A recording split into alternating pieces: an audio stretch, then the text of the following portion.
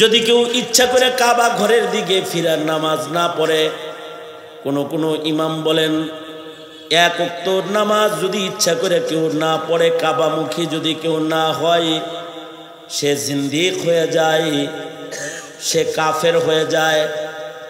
ইমামে আহমদ বিন হাম্বল রহমতুল্লাহি আলাইহি বলেন, যে ইচ্ছা করে নামাজ ছাড়ে সে ওয়াজিবুল কতল হয়ে যায়, তার সাজা হলো মৃত্যুদণ্ড। কোনো ইমামে আজম আবু হানিফা রহমতুল্লাহ আলাইহি বলেন, যারা কাবামুখী হয় না, নামাজ পড়ে না, এগুলোরে বাইরে রাখা যাবে না, জায়েজ নাই। যারা নামাজ পড়ে না এগুলো সবগুলারে জেলখানায় ঢুকায় রাখো। যারা কাবামুখী হয় না তাগর থাকার জায়গা মাজার না, তাগর থাকার জায়গা ঘর বাড়ি বিল্ডিং আরে সিরুম না।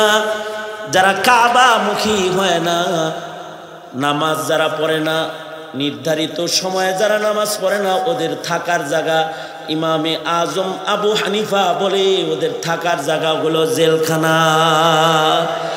ইচ্ছা করে নামাজ যে পড়ে না ওরে জেলে নিয়ে রাখো। মুসলমান দেশের সরকার উল্টা বুঝছে, চোর বাটপার সব এসি করে থাকে আর মৌলবী জেলখানায় বন্দী থাকে।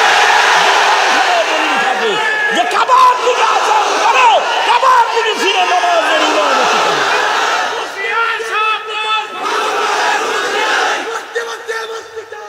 সুতরাং জেলখানা বেনামাজির থাকার জায়গা, নামাজির জায়গা না। জেলখানা হত্যাকারী, মদ জুয়ারি, জেনাকারের থাকার জায়গা। শাইখুল হাদিস, আলেম উলামা জেলখানায় থাকার জায়গা, ওটা তাদের জায়গা না। সুতরাং মানুষ এবং জিনকে আল্লাহ তাআলা ইবাদতের জন্য বানাইছেন, কারণ ইবাদতের দ্বারায় আল্লাহর প্রেম প্রকাশ করবে বান্দা। যার ভেতরে যত ইবাদত বেশি হবে তার ভেতরে তত বেশি প্রেম আছে। ইবাদত হলো প্রেম প্রকাশের জরিয়া, মাধ্যম। প্রেম প্রকাশের মাধ্যম লাগে না, প্রেম তো প্রকাশ করতে হয়। দুনিয়াবি প্রেম যেটা, এটাও প্রকাশ করে। কেউ যদি কাউকে ভালোবাসে তার স্মরণ করে প্রকাশ করে। কেউ যদি কাউকে ভালোবাসে তাহলে তার ঘরের দরজায় দাঁড়ায় থেকে প্রেম প্রকাশ করে। কেউ যদি কাউকে ভালোবাসে তো ভালোবাসা তার হুকুম মেনে তার ইত্তেবা করে প্রকাশ করে। তা আল্লাহ পাকের প্রেম, আল্লাহর ভালোবাসা, এটাও তো বান্দার প্রকাশ করতে হবে। প্রকাশটা কিভাবে করবে? প্রকাশটা ইবাদতের মাধ্যমে করবে।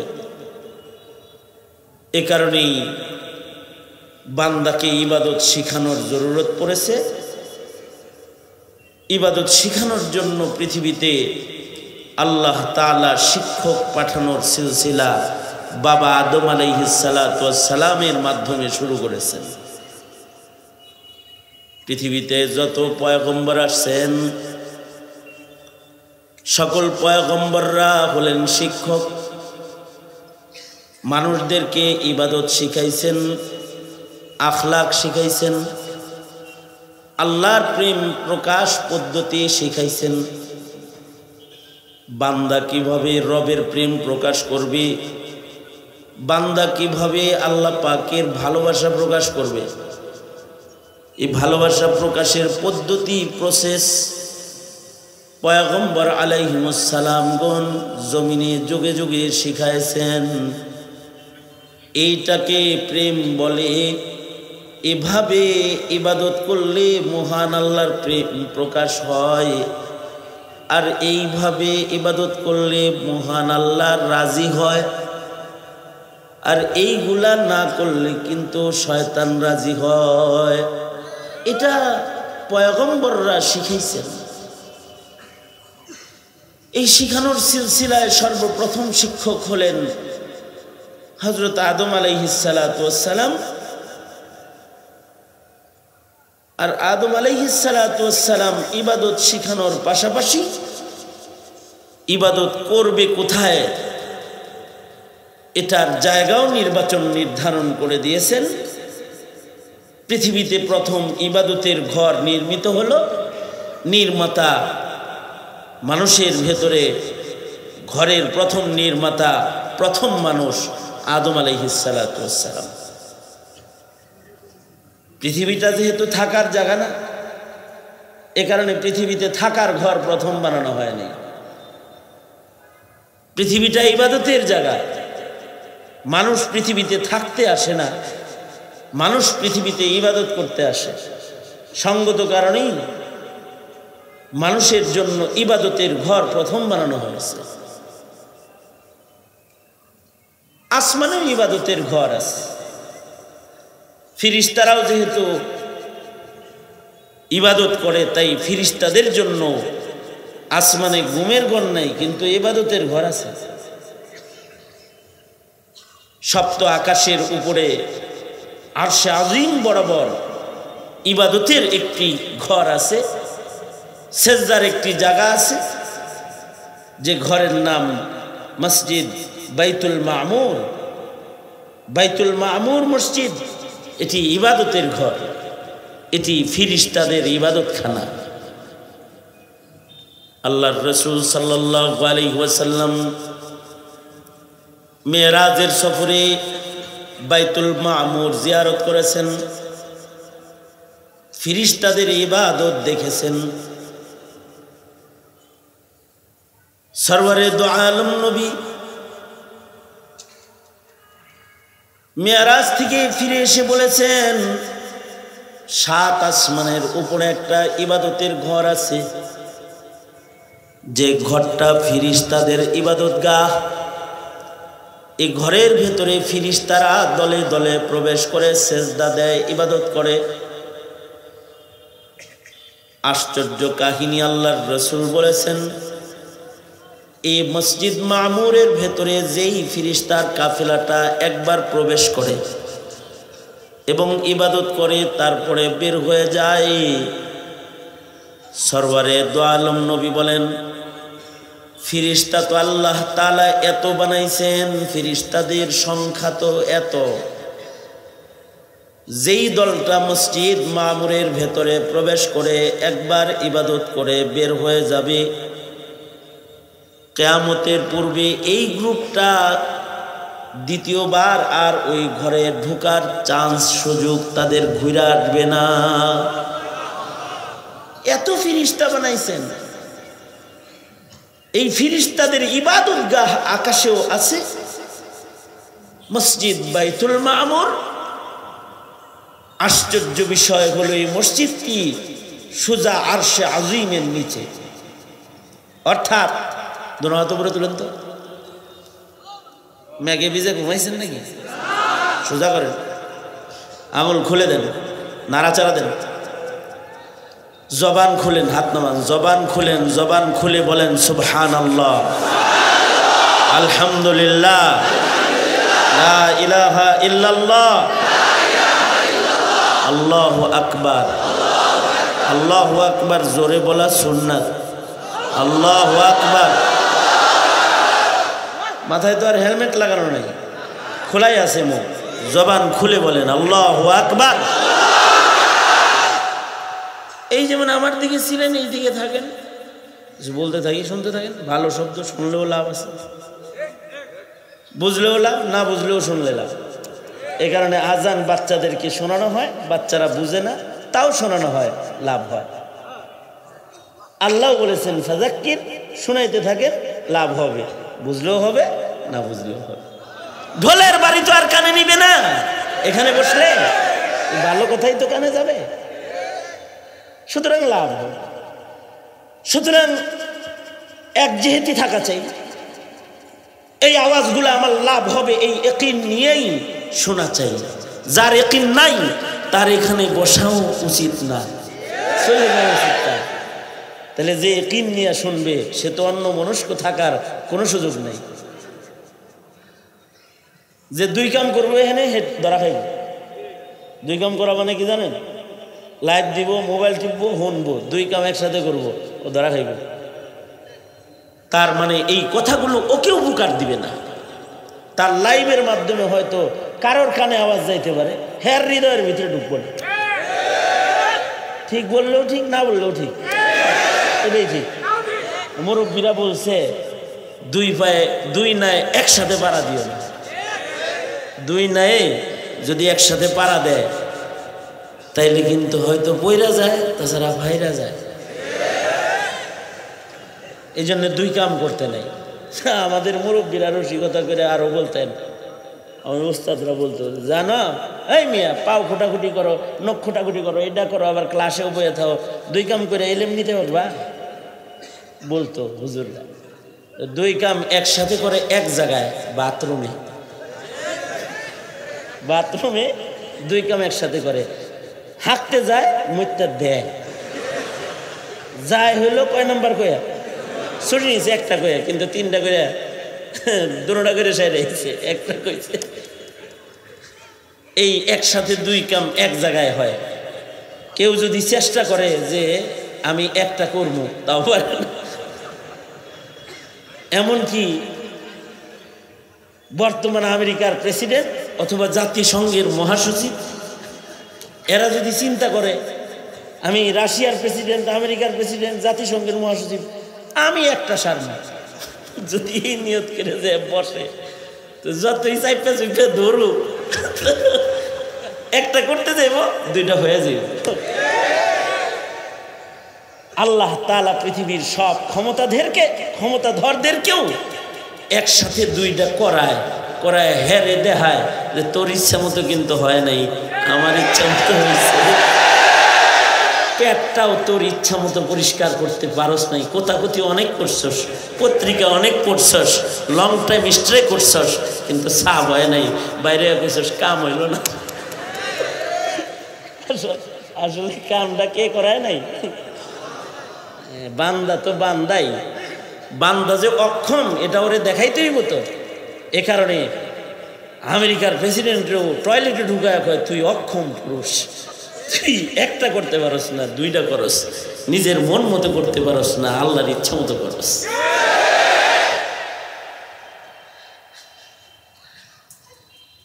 কিছুদিন আগে তো আমার ড্রাইভার করছে কি, মেন রোডে গাড়ির রাইখা দৌড় দিচ্ছে। তো আমার তো মেজাজ খারাপ হয়েছে, মেন রোডে গাড়ি, ও আশেপাশে আছে শুনতেছে, মেন রোডে গাড়ি রেখা দৌড় দিছে, ইমার্জেন্সি লাইট জ্বালায়া। আমি তো মনে করছি মনে হয় কোনো ঝামেলামূলক কিছু হয়েছে, আসে না। পরে শেষে আমি নাই মেয়ে গাড়ি সাইড করছে। পরে বললাম, তুই কই গেলি? কামে গেছি। এটাই এইখানে কয়, আপনি তো আসেনি, কিন্তু আমি যদি আর একটু দেরি করি তাহলে আপনার গাড়ি শেষ হয়েছে।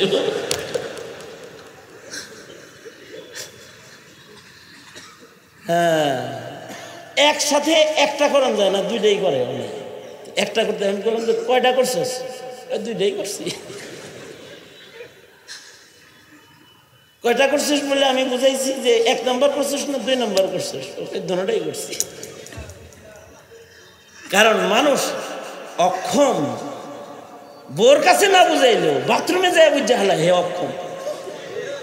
সক্ষম একমাত্র একজন, মর্দে মুজাহিদের আওয়াজে বলেন তিনি কে?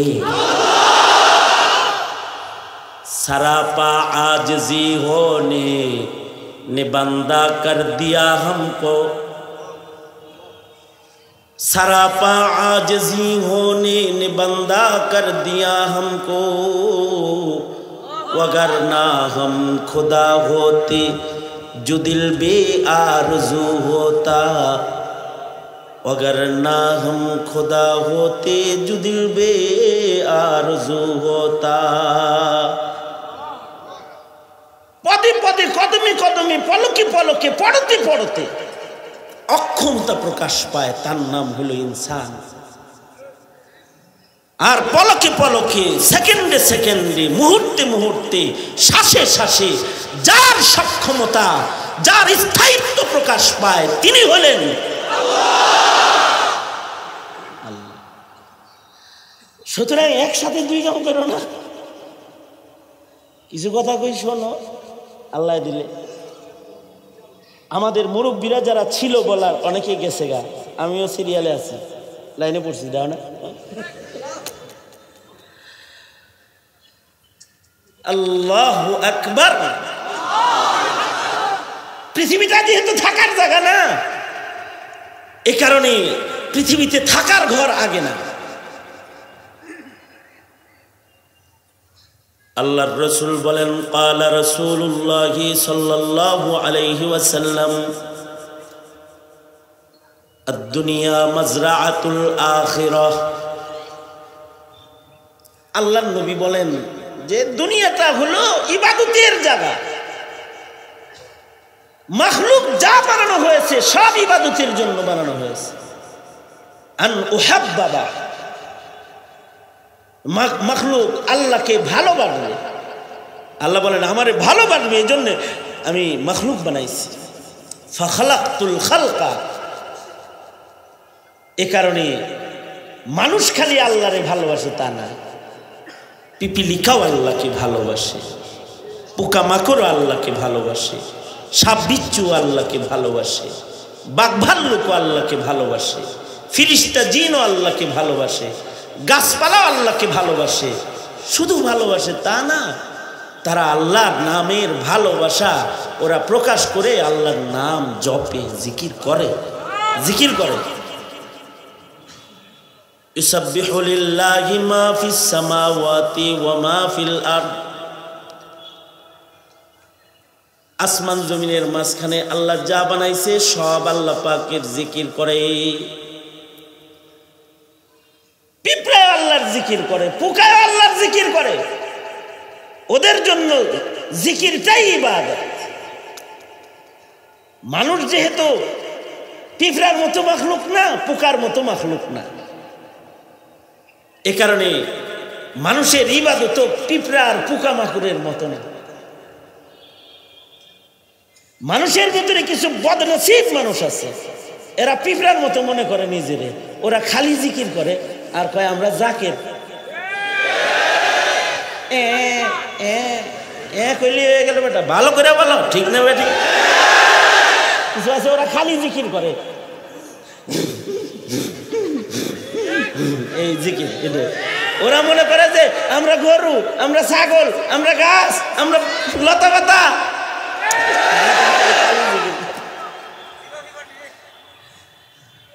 খালি জিকির মানুষের ইবাদত না। খালি জিকির শিখাইতে শিক্ষক লাগে না, খালি জিকির এমনি করুন যায়। এই কারণে কোন মাখলুকের জন্য শিক্ষক নাই। বাঘের শিক্ষক নাই, সিংহের শিক্ষক নাই, সাপের শিক্ষক নাই। মানুষের শিক্ষক আছে, কারণ মানুষের এক প্রকারের ইবাদত না, বহু প্রকারের ইবাদত আছে, যার মাসাইল আছে। যে মাসাইল গুলো না জানলে ইবাদত করা সম্ভব নয়। মানুষকে ইবাদত করতে হবে, তাহলে ইবাদত শিখতে হবে। মানুষ যদি পিঁপড়া হইতো, তাহলে পিঁপড়ার মতো মানুষ খালি জিকির করত। অবশ্য পিপিলিকারাও জিকির করে। ওদের ইবাদতে কেউ যদি চিন্তা করে দেখেন একটা বিষয়, আমি একটা এখান থেকে একটা জিনিস ফাইন্ড আউট করি। পিঁপড়ায় জিকির করে, ওর জিকিরে বাধা দিলে যদি আল্লাহ নারাজ হয়, তাহলে যেই মানুষ ইবাদত করে তার ইবাদতে যারা বাধা হয় তারে আল্লাহ সুমা দিবে। বুখারী শরীফে আছে রুকিয়াতুন নামলা, পিঁপড়া জিকির করে। এক পয়গম্বর তিনি গাছতলায় আরাম করতেছে, গাছের গুড়ায় কিন্তু পিঁপড়ার বাসা থাকে। এই পয়গম্বরকে পিঁপড়ায় কাটছে, কামড় দিছে। লাল পিঁপড়ার বিষ পিঁপড়ায় কাটলে আরাম লাগে, হ্যাঁ, ব্যথা লাগে না? পয়গম্বরেরও ব্যথা লাগছে। পয়গম্বরের মনে প্রশ্ন হইল, তোর ছায়ায় আমি শুইলাম গাছ, আর তোর গাছের গোড়ায় পিঁপড়ার বাসা, আমারে যেমন কামড়াইলো। মুহাদ্দিসরা বলে পয়গম্বরের দিলে আসছে এই কথা, যে অন্য মানুষ আইলেও তো হেরে পিঁপড়া কামড়াইব, আল্লাহর বান্দাদের আরামে কষ্ট হইব, তাদের ঘুমে ব্যাঘাত হইব, আরামে ব্যাঘাত হইব, বসার ছায়াদার জায়গায় সে বসতে পারবে না পিঁপড়ার জ্বালায়। পয়গম্বর কি করলেন? আগুন দিয়া পিঁপড়ার বিল বাসাকে জ্বালায়া দিলেন, পিঁপড়ার পুরা বাসাটা আগুন দিয়ে জ্বালায়া দিচ্ছে। পিঁপড়ার বাসা ভাঙছে আর নারাজ হয়েছে, তাহলে মানুষের বাসা যে ইসরায়েল ভাঙতেছে, মানুষের ইবাদতে যে বাধা দিতেছে। পয়গম্বর আগুন দিয়ে পিঁপড়ার বাসা জ্বালায়া দিছে,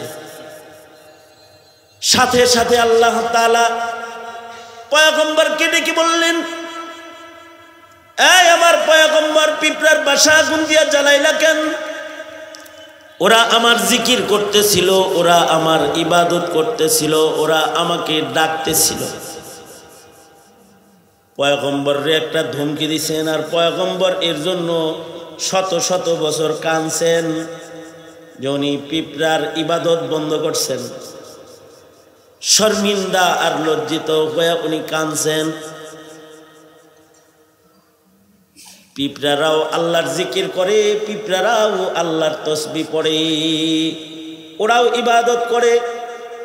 যত মাখলুক আছে সবাই ইবাদত করে, কিন্তু তাদের ইবাদত হলো জিক্রুল্লাহ একটা। কিন্তু মানুষকে আল্লাহ তাআলার রকমারি প্রেম করার জন্য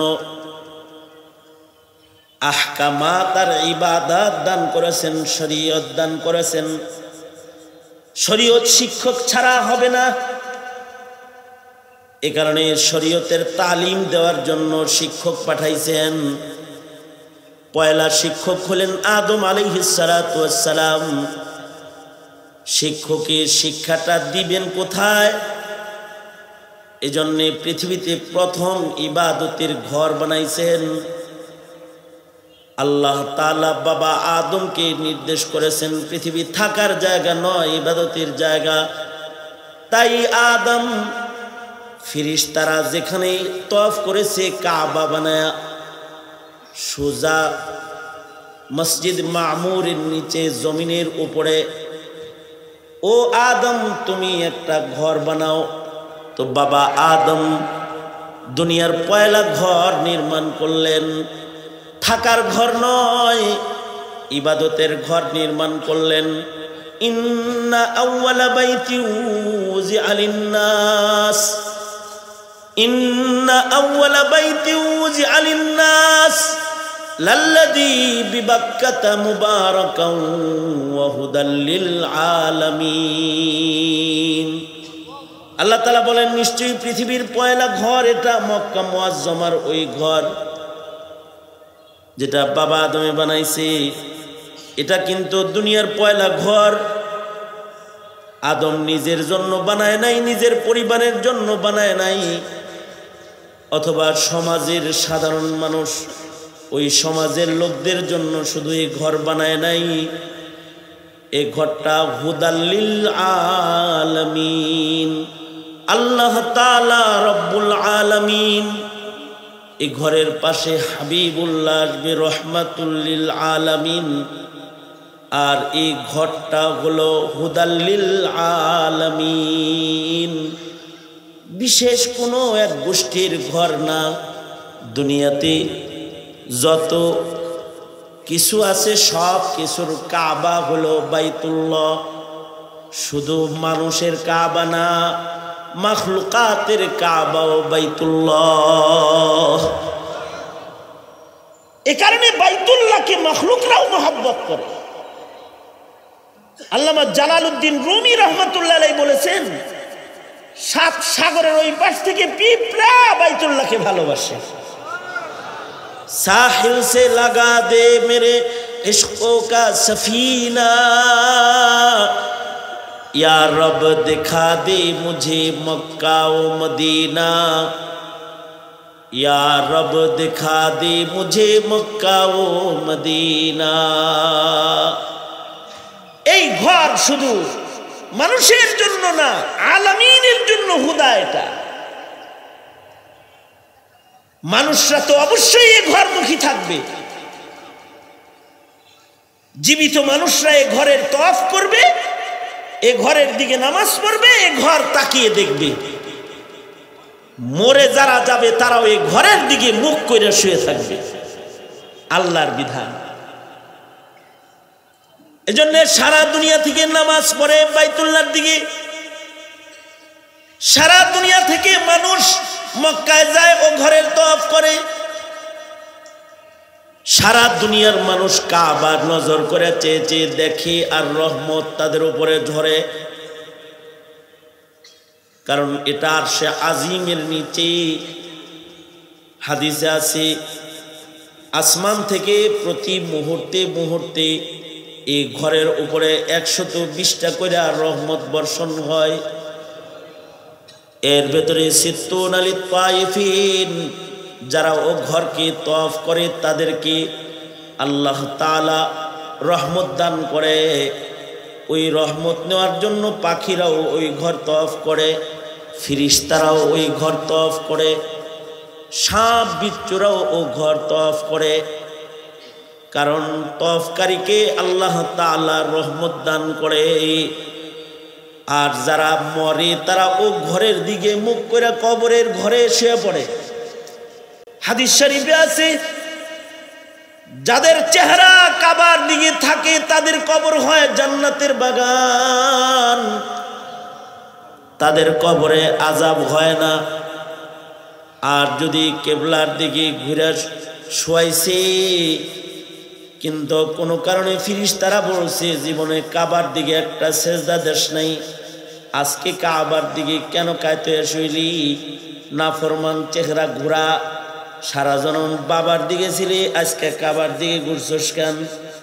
তো সাথে সাথে চেহারা ঘুরাইয়া দিলি কবরের ভেতরে আযাব শুরু হয়ে যায়।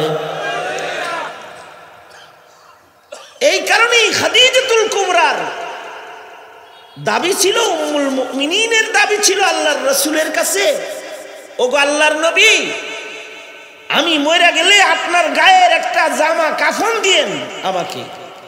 কাপড় দেখলেও চিনা যায় কোন দল করে, ব্রাজিল না আর্জেন্টিনা, ফিলিস্তিন নাকি ইসরায়েল, ভারত না আমেরিকা না বাঙালি, কাপড় দেখলে বোঝা যায়।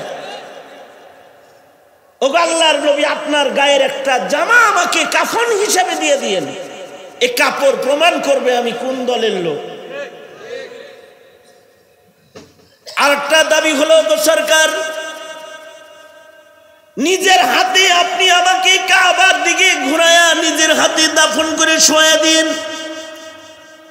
খাদিজাতুল কুবরার মনে কল্পনা হলো, হাবিবুল্লাহ নবী যদি নিজের হাতে আমাকে বাইতুল্লাহর দিকে ফিরায় শোয়া দেয় তাহলে নবীর হাতের সম্মানে হয়তোবা আমার চেহারা কিবলার থেকে আর ঘুরবে না। চেহারা যদি কাবায় থাকে তাহলে কবরে আযাব হবে না।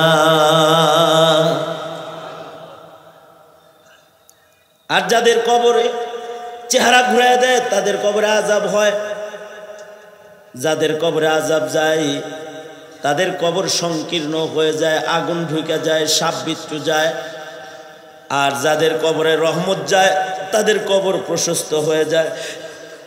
বুজুর্গরা বলেন, বাইতুল্লাহর উপরে যে রহমতগুলো বর্ষণ হয়, যাদের চেহারা কাবার দিকে থাকে বাইতুল্লাহর রহমত তাদের কবরেও চলে যায়, তাদের কবরেও বাইতুল্লাহে বর্ষিত রহমত পৌঁছতে থাকে।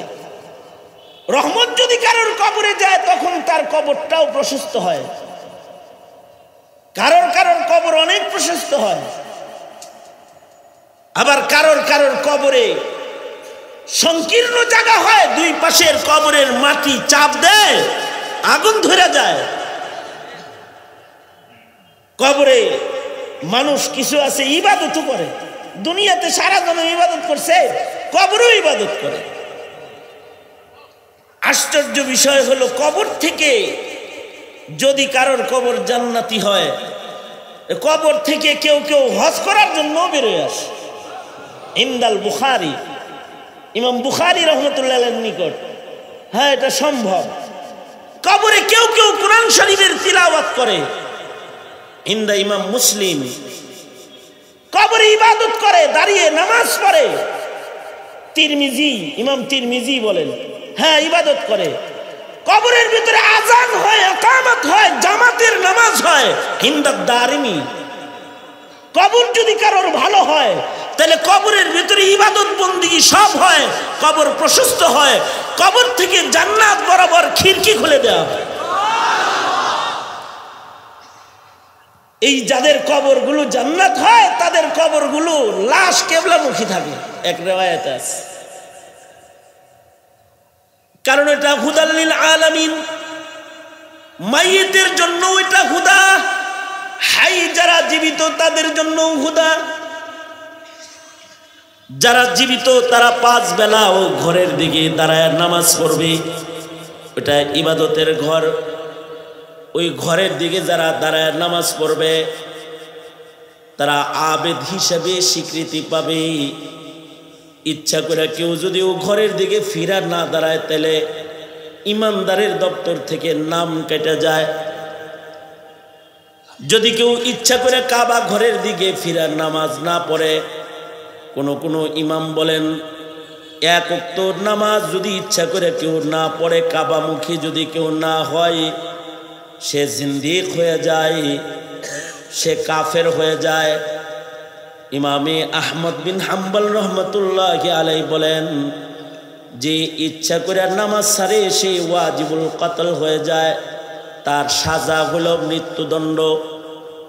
কোনো ইমামে আজম আবু হানিফা রহমতুল্লাহ আলাইহি বলেন, যারা কাবামুখী হয় না, নামাজ পড়ে না, এগুলোর বাইরে রাখা যাবে না, জায়েজ নাই। যারা নামাজ পড়ে না এগুলো সবগুলারে জেলখানায় ঢুকায় রাখো। যারা কাবামুখী হয় না তাকর থাকার জায়গা মাজার না, তাকর থাকার জায়গা ঘর বাড়ি বিল্ডিং আর এসি রুম না। যারা কাবামুখী হয় না, নামাজ যারা পড়ে না, নির্ধারিত সময়ে যারা নামাজ পড়ে না, ওদের থাকার জায়গা ইমামে আজম আবু হানিফা বলে ওদের থাকার জায়গাগুলো জেলখানা। ইচ্ছা করে নামাজ যে পড়ে না ওরে জেলে নিয়ে রাখো। মুসলমান দেশের সরকার উল্টা বুঝছে, চোর বাটপার সব এসি করে থাকে আর মৌলবী জেলখানায় বন্দী থাকে। যে কাবার দিকে আযান করো, কাবার দিকে ফিরে নামাজের ইবাদত করো।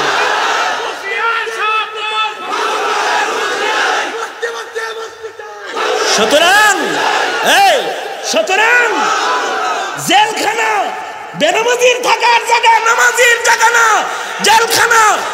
হত্যাকারী, মদ জুয়ারি, জিনাকারের থাকার জায়গা, শাইখুল হাদিস, আলেম উলামা জেলখানায় থাকার জায়গা, ওটা তাদের জায়গা না।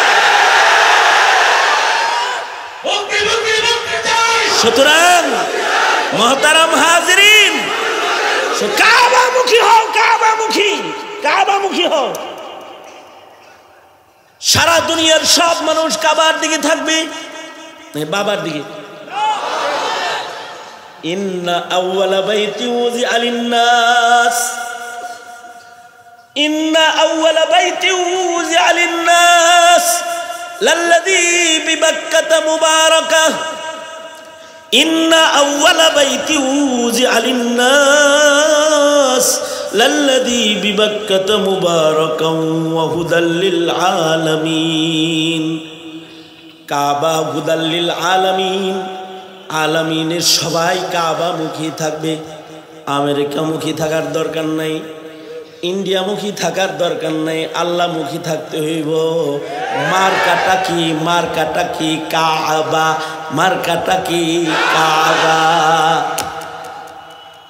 ফাওয়াল্লি ওয়াজহাকা শাতরাল মসজিদিল হারাম, মসজিদে হারামের দিকে যারা থাকবে, কাবার দিকে, কাবা মার্কা যারা বানাবে তারা আল্লাহর দলের লোক হিসেবে গণিত হবে। আল্লাহু আকবার কাবীরা। এই কারণে আল্লাহর রাসূল বলেন, যদি কাউকে দেখো মসজিদে যায়, কাবার অংশে যায়, তার মানে হলো বানাল কাবা আল মালাইকা সুম্মা আদম সুম্মা শীশ সুম্মা নূহ সুম্মা ইব্রাহিম। কাবা প্রথম বানাইছেন ফিরিস্তারা বরফের স্তম্ভের আকারে। এরপরে বাবা আদম সর্বপ্রথম ঘর বানায়া বুনিয়াদ রেখেছেন। হযরত শীশ আলাইহিস সালাতু ওয়াস সালাম বাবা আদমের ইটের উপরে ইট রেখে রেখে এই ঘরটাকে সংস্কার করে পুনর্নির্মাণ করেছেন। নূহ আলাইহিস সালাতু ওয়াস সালামের যুগে পয়গম্বর নূহ আবার নির্মাণ করেছেন। সুন্দর করে কাবা ঘরকে আবার পুনর্নির্মাণ করেছেন। নূহ আলাইহিস সালাতু ওয়াস সালামের প্লাবনের পরে কাবা ঘর বালির নিচে চলে গেছে, চিহ্ন মুছে গেছে। এবার আল্লাহ তাআলা কাবা বানানোর জন্য খলিলুল্লাহকে মনোনীত করলেন, জন্ম দিলেন খলিলুল্লাহকে ইরাকে। কিন্তু খলিলুল্লাহকে ইরাকের মানুষের জন্য বেশি সময় রাখলেন না, আগুনে ফালায়া জ্যান্ত বাইরে বাইর করে সবাইরে দেখায় দিল। ইরাকবাসী তোর ঘরে ঘরে যায় যায় তাবলিগ করার টাইম আমার খলিলের নাই। দেহস না খাতিরটা কি আগুনের ভেতর থেকে জীবিত বের হয়ে আসে জান্নাতি পোশাক পরা। এরপরে বুঝলে বুঝোগা, না বুঝলে না বুঝোগা। আল্লাহর ইবাদত করতে হইব নাকি নমরুদের গোলামি করতে হইব? বাউলয়া বুঝা লওগা তোমরা। ওই খোদার গোলামি করো যে রবের গোলামি করে ইব্রাহিম, যে রবের গোলামি করলে দুনিয়ার আগুনে জ্বালায় না। সেই রবের গোলামি যদি করো তাহলে জাহান্নামের আগুনও তোমাদেরকে জ্বালাবে না। বাস আগুন থেকে বাইর করে এনেই পুরা ইরাকের দাওয়াত কমপ্লিট। খলিল কারোর কাছে টেনশন করার কিছু নাই। ধোঁয়া উঠছে, আগুন জ্বলছে, সবাই দেখছে। তোমারে আমি বাইর করে আনছি, হেটাও দেখছি। নমরুদ নমরুদ ওর জন্য ল্যাংরা মশা রেডি করেছি, তুমি চলে যাও। তুমি কি করবা? তুমি বাইতুল্লাহ বানাবা। ইব্রাহিম বাবা হিজরত করে আকসায় আসলেন। আকসা থেকে এক সময় হিজরত করে আবার মক্কায় আসলেন। হযরত হাজেরা আর ইসমাইলকে বনবাসের বাহানায় মক্কায় আসলেন। মক্কা শহর পুনরাবাদের জন্য ইসমাইলের পায়ের মুড়ার নিচ দিয়ে আল্লাহ তাআলা জমজম চালু করলেন।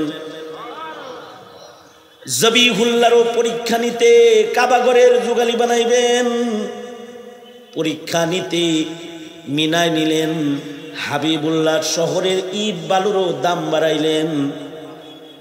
ছুরিকে আবার আদেশ করে বললেন, ছুরি কাটিস না কিন্তু, কারণ এটা কাটতে আনি নাই, এই বংশের থেকে হাবিবুল্লাহ বের করব, স্মরণীয় করতে আনছি। দুম্বা এনে কোরবানি দিলেন। জান্নাত থেকে দুম্বা আসলো, কোরবানি হলো। খলিলুল্লাহ আর জবিহুল্লাহকে বলা হলো, যাও যেই ঘরটা আদম বানাইছে, যেই ঘরটা শীষ বানাইছে, যেই ঘরটা নূহ বানাইছে, মাটি আর বালি সরাও, দেখবা আদমের রাখা ইটের অংশ নমুনা আছে। ওই ইটের উপরে ইট রাখা পুনরায় আবার এই ঘরটাকে তুমি নির্মাণ করো। মুসলিম মিল্লাতের পিতা তুমি হবা এই ঘর নির্মাণের পরে জাতির পিতা। আর যারা এই ঘরের গোলামি করবে তারা হবে তোমার সন্তান মুসলিম মুসলমানের কাফেলা। যাও এই ঘর পুনরায় তুমি দেয়াল উঠাও। ইব্রাহিম আলাইহিস সালাতু ওয়াস সালাম আবার পুনরায় দেয়াল উঠালেন। দেয়াল উঠায়া দোয়া করলেন, আয় আল্লাহ, আদমেরটা যেমন কবুল করছেন, নূহের নির্মাণ যেমন কবুল করছেন, যে কারণে আমারে দিয়া আবার পুরান ইটের গুড়া বাইর করে আবার বানাইলেন, আল্লাহ আমার এই নির্মাণটাও আপনি কবুল করে নেন এবং আমার যুররিয়াতকে ঘরের খাদিম হিসেবে কবুল করে নেন। শ্রেষ্ঠ পয়গম্বর যাকে দুনিয়ায় পাঠাবেন তাকে আমার ইসমাইলের রক্তে পাঠায়া দেন। দেয়াল উঠায়া দোয়া করতেছি, ওয়াইদ ইয়ারফাউ ইব্রাহিমুল কওয়াইদা মিনাল বাইতি ওয়া ইসমাইল রব্বানা তাকাব্বাল মিন্না ইন্নাকা আনতাস সামিউল আলিম وتب علينا إنك أنت التواب الرحيم ربنا وجعلنا مسلمين لك ومن ذريتنا ربنا وجعلنا مسلمين لك ومن ذريتنا أمة مسلمة لك وأرنا مناسكنا وتب علينا يا مولانا إنك وتب علينا إنك أنت التواب الرحيم দেয়াল উঠাইলেন ঘর পুনর্নির্মাণ হলো ঘর নির্মাণ কমপ্লিট হয়ে গেছে এবার কিছু অবশিষ্ট মাটি রয়ে গেছে ইব্রাহিম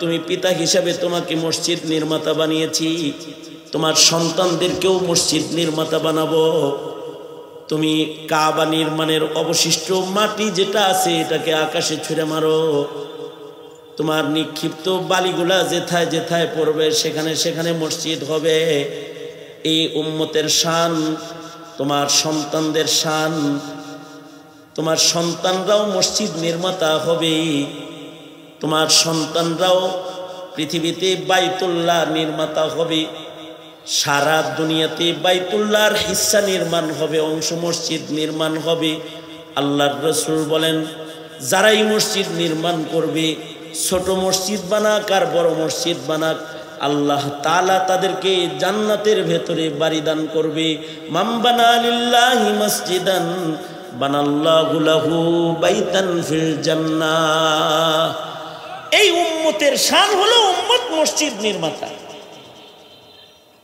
কারণ এই উম্মতের পিতায় মসজিদ বানাইলো আশ্চর্য ঘটনা হলো ইসমাইল জন্মের 13 বছর পরে ফিলিস্তিনে অবস্থানরত সারা বিবির পেটেও বাচ্চা আসলো সন্তান জন্মগ্রহণ করলো পুত্র সন্তান ইসহাক নামকরণ হলো সারা বলে ইসমাইল রে তো দিলেন চমকায়া কাবার ইমাম বানায়া দিলেন জমজম আছে শহর সজ্জিত হলো ইসহাকের শহরটা কবুল করাইবেন না এখানে বরকতের দরকার না তাহলে আপনি খলিলুল্লাহ রবরে কোন আরেকটা মসজিদ বানায়া দিতে এনে আপনি আরেকটা মসজিদ বানান 40 বছর পরে বাবা ইব্রাহিম খলিল নতুন কাবার আবার নির্মাণ কাজ ধরলেন মসজিদুল আকসা এটা আল্লাহর খলিল নির্মাণ করলেন ওইদিকে কাবা ইসমাইল আলাইহিস সালাতু ওয়াস সালাম ইমাম এইদিকে আকসা হযরত ইসহাক আলাইহিস সালাতু ওয়াস সালাম ইমাম উভয় কাবার নির্মাতা ইব্রাহিম খলিল ওইদিকে কাবা সকল পয়গম্বরদের কিবলা এইদিকে আকসা বনি ইসরাইলের 10,000 পয়গম্বরের কিবলা এবার বিশ্ব পয়গম্বরকে শুধু কাবার কর্তৃত্ব দিলেই চলে না এ কারণে হিজরতের পূর্বেই মেরাজের রজনীতে আল্লাহ তাআলা আকসার সাথে পয়গম্বরের সম্পর্ক করতে পয়গম্বরকে মেরাজে নেওয়ার সময় ডাইরেক্ট ফ্লাইট না দিয়া ট্রানজিট ফ্লাইট দিছে সোজা যাওয়ার দরকার নাই ঘুরে যাও আমি প্রথম হজে গেছি ডাইরেক্ট ফ্লাইটে পরে একবার গেলাম ট্রানজিট ফ্লাইটে হাজিরা খুব খেপা মারাত্মক খেপা খেয়েছে হ্যাঁ আমাদের এরকম ট্রানজিট বিমান দিছে আমি সব হাজি করে এয়ারপোর্টে বললাম যে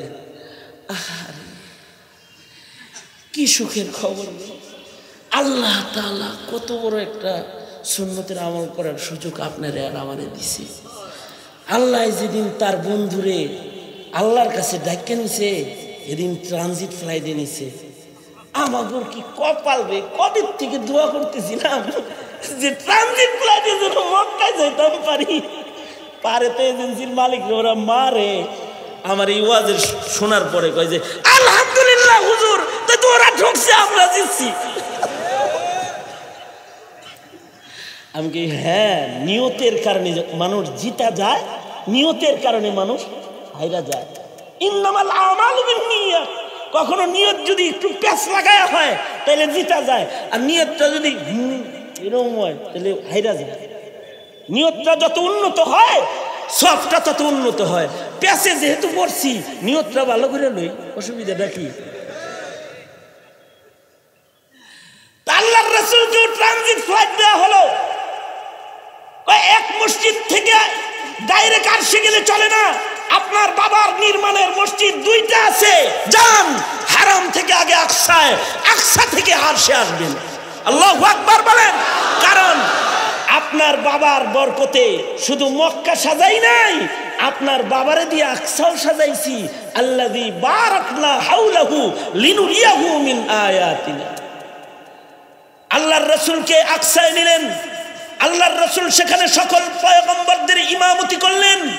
সেখান থেকে আরশে আজিম পর্যন্ত মেরাজের সফর আল্লাহর রাসূলের হলো। এরপরে নবীজি হিজরত করলেন। বাবা ইব্রাহিম যেমন বড় বড় দুটি মসজিদ নির্মাণ করেছেন, আল্লাহর রাসূল কুবা ও নববী নির্মাণ করলেন। কুবায় নামাজ পড়লেও উমরা হজের সওয়াব পাওয়া যায়, আর নববীতে নামাজ পড়লে 1000 রাকাতের সব আমল নামায় জমা হয়ে যায়। আল্লাহু আকবার কবীর।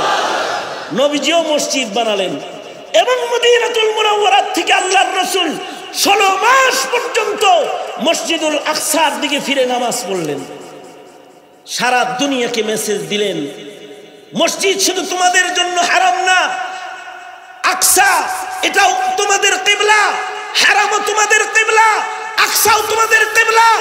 এই কারণেই ফিলিস্তিনের মুসলমানরা রক্তের নজরানা, সন্তানের নজরানা দিয়ে মসজিদুল আকসাকে পুত পবিত্র করার জন্য লাশ আর জানের পর জান লাশের মিছিল করে তারা আল্লাহর কাছে যাচ্ছে, কিন্তু আকসার পবিত্রতাকে তারা নষ্ট হতে দিচ্ছে না।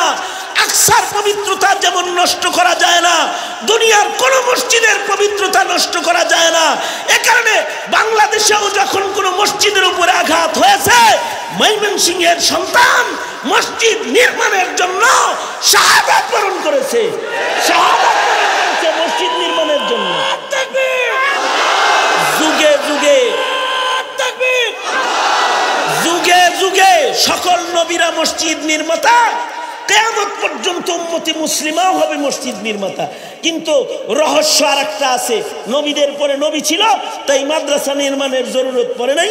হাবিবুল্লাহ খলিলুল্লাহ শুধু মসজিদ বানাইছে, আর হাবিবুল্লাহ মসজিদ ও মাদ্রাসা দুইটা বানাইছে। কারণ কি? মসজিদে নববীতে আসহাবে সুফফা প্রথম মাদ্রাসা নির্মাণের কারণ হলো আর তো নবী আইব না, এবার নবীর নায়েব বানাইতে হইব। সেই যে নায়েব হওয়ার সিলসিলা চালু হয়েছে। আজকে এই উলামায়ে কেরাম নবীর সেই মাদ্রাসা নির্মাণের ফসল। কারণ নবী আর আসবে না, নায়েবে নবীরাই হকের কথা বলবে, নায়েবে নবীরাই নাস্তিক মুরতাদের বিপক্ষে দাঁড়াবে, নায়েবে নবীরাই হক হক্কানিয়তের ঝান্ডাকে উঁচু করে ধরবে। এটা কোনো রাজনীতি না, হকের কথা বলা নায়েবে নবীদের জিম্মাদারি, দায়িত্ব। তোমরা যারা বুঝো না তারা ঈমান শূন্যতার কারণে বুঝো না।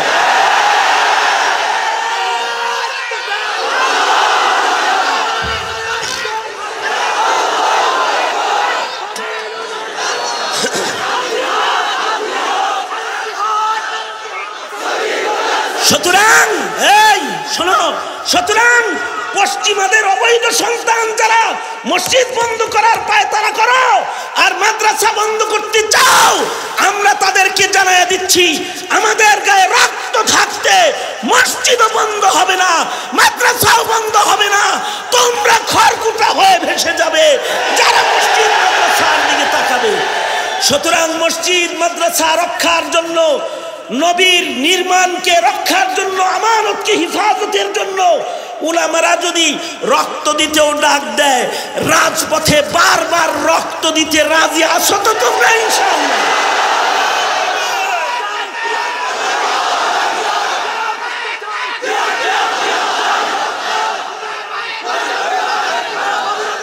তাহলে বলো নবী তো আর আসবে না। এই শোনো, নবী তো আর আসবে না, আসবে না নায়েবে নবী। তাহলে স্লোগান বানাও, যেখানে আলেম নাই, যেখানে আলেম উলামা, যেখানে আলেম নাই, যেখানে আলেম আছে, যেখানে আলেম নাই, যেখানে। কারণ কি? আলেম উলামা যেখানে, কোরআন সুন্নাহ সেখানে, কোরআন সুন্নাহ যেখানে, আল্লাহ আছে সেখানে। মনে থাকবে তো ইনশাআল্লাহ? কাদের কাদের মনে থাকবে? কওমি মাদ্রাসার পাহারাদারি করবা তো ইনশাআল্লাহ? এদেশের উলামায়ে কেরামের পাহারাদারি করবা তো ইনশাআল্লাহ? কোরআন সুন্নাহর পাহারাদারি তোমরা করবা তো ইনশাআল্লাহ? এইটাই এ নাদানের সংক্ষিপ্ত একটি সবক, যা আজকে তোমাদের কাছে তাকরার করলাম। হায়াত বাকি তো মুলাকাত বাকি, মুলাকাত বাকি তো নসিহত বাকি। কখনো আল্লাহ বাঁচায় রাখলে আবার দেখা হবে, কখনো আল্লাহ সামনে বসাইলে আবার কথা হবে। আল্লাহ চাইছেন বিধায় তো বসেছি, না চাইলে জেলখানায় প্রতি রাতে ইন্তজার করতাম।